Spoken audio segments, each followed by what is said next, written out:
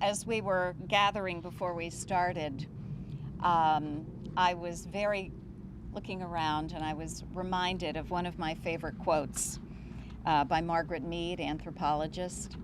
I changed it just a little bit, and I recited to my colleagues, "Never doubt that a small group of thoughtful, committed women, together with some very supportive men, can change the world.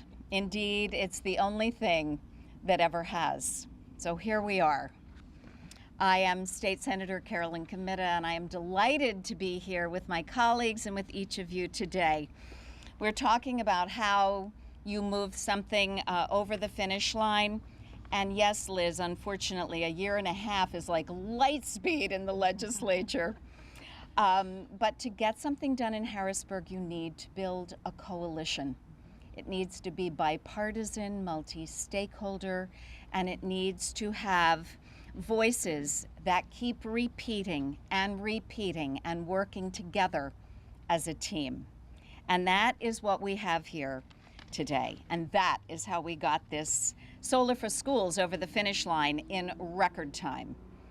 In addition to all of the benefits of the Solar for Schools program that it's bringing to our communities, it's also an example of advocacy and teamwork.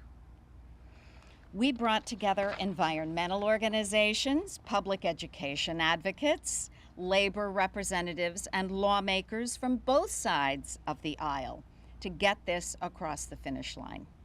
In the House, the Southeast delegation united behind this legislation with Rep. O'Mara's leadership and Liz Fiedler's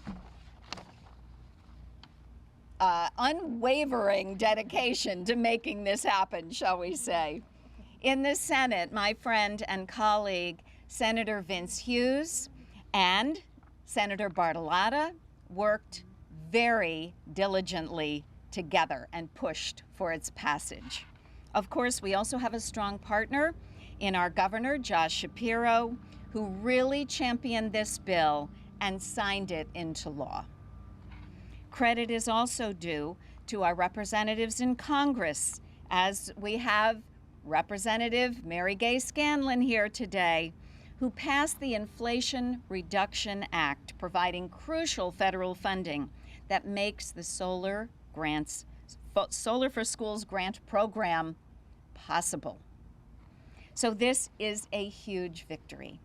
This is a victory for schools, for taxpayers, for workers, for communities, and for our environment. And let's underscore again, for our children. I hope that it's also a victory that we can build on. Success does breed success. In recent years, Pennsylvania has been lagging behind other states in renewable energy development. We know we can do better when it comes to renewables.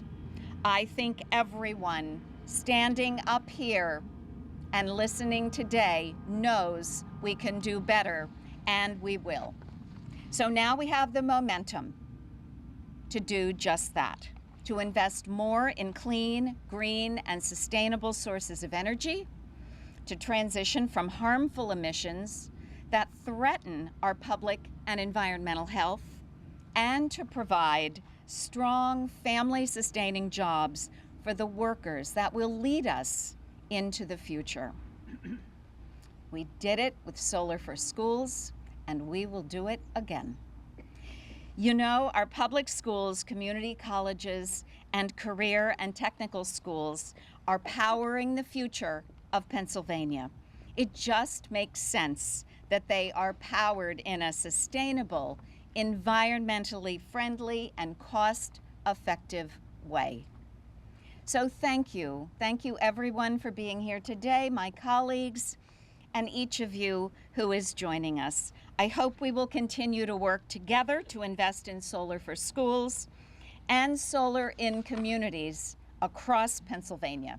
Thank you so much.